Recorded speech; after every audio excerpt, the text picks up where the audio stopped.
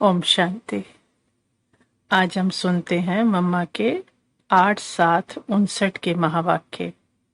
Heading है ज्ञान बिना योग यथार्थ नहीं हो सकता। ज्ञान योग से ही दैवी गुण आ सकते हैं। मम्मा कहते, हम सभी बाप की याद में बैठे हैं क्योंकि हमें बाप से वर्षा पाना है। बाप और वर्षे को अच्छी रीति जानते हैं, याद भी तभी करते हैं। कोई समझते हैं बुद्धि ने बाप को जान लिया बस, लेकिन उनका फरमान है निरंतर मुझे याद करो। जितना याद करेंगे उतना वर्षा पाएंगे। तो ये टेम्पटेशन है, बाबा कह देते हैं लालच है। ये जानते हैं हर एक सब्जेक्ट से क्या लाभ होगा। जितना ज्ञान उठाएंगे उतना दान भी करेंगे तो पद भी ऊंचा पाएंगे, और दैवी गुण धारण करेंगे तो कोई विकर्म भी नहीं होंगे, और योग से फिर विकर्म विनाश होंगे। तो हर एक बात जरूरी है। मम्मा कहते, ज्ञान बिना यथार्थ योग नहीं हो सकता, और ज्ञान योग के बिना दैवी गुण नहीं आ सकते हैं। तो जब जानते हैं कि इससे ये फायदा है तो हमारा पुरुषार्थ भी ऐसा तीव्र हो जाता है। सारी पढ़ाई हमारे ध्यान पर है। सिर्फ एक सब्जेक्ट की बात नहीं है। सिर्फ ज्ञान स्नान ही नहीं करना है, लेकिन ज्ञान को धारण कर प्रैक्टिकल लाइफ बनानी है। किसी भी बात में मूंझना नहीं है। तन मन धन से पूरा पूरा लाभ उठाना है। मम्मा कहते कि अभी बाप सामने है तो सब प्राप्तियां हो जाती हैं। सुख, संपत्ति, तंदुरुस्ती सबकी गारंटी है। शक की तो कोई बात ही नहीं है। जब टेम्पटेशन है तो पुरुषार्थ करना चाहिए ना।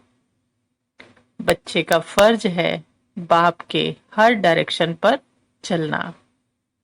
स्टूडेंट को फिर पढ़ाई पर पूरा अटेंशन देना पड़ता है। गुरु की आज्ञा पर ही चलना पड़े।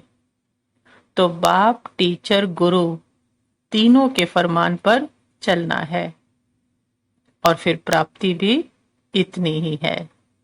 रास्ता भी सहज है, तो क्यों ना पुरुषार्थ करना चाहिए।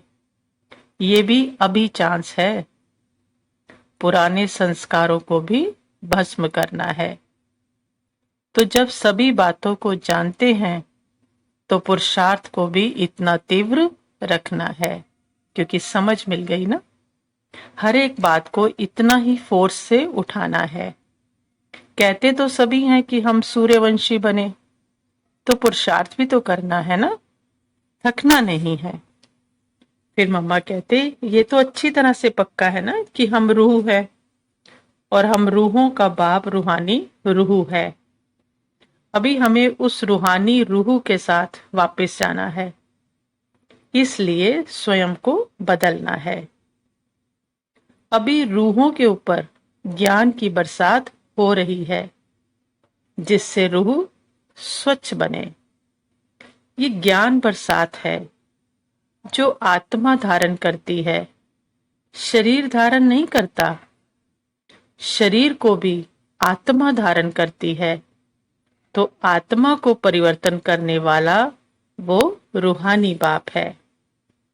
आत्मा अभी महसूस करती है कि हमारे में कैसे परिवर्तन आ रहा है।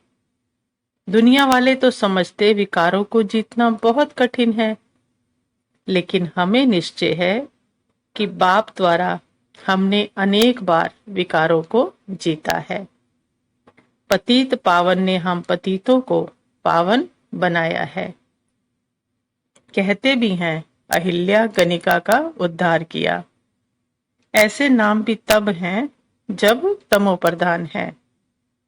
ऐसे नहीं पाप आत्मा पुण्य आत्मा बन ही नहीं सकती, लेकिन बाप द्वारा कैसी भी पाप आत्मा पुण्य आत्मा बन सकती है। बाप की याद से अनेक जन्मों के पाप खल्लास हो सकते हैं।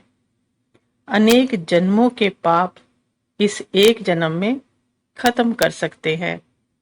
इसलिए कभी उलझन में नहीं आना चाहिए कि इतने पाप किए हैं।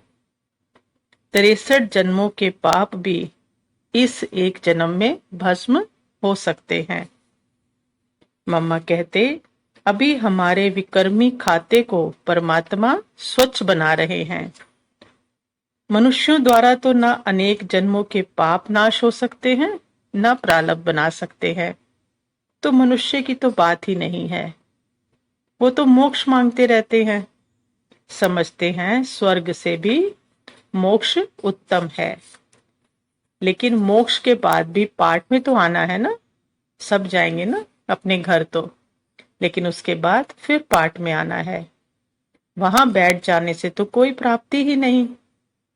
आना है तो क्यों ना ऐसी दुनिया में आवे, है ना, क्यों ना सत्युग में आए, फिर आना तो है ही।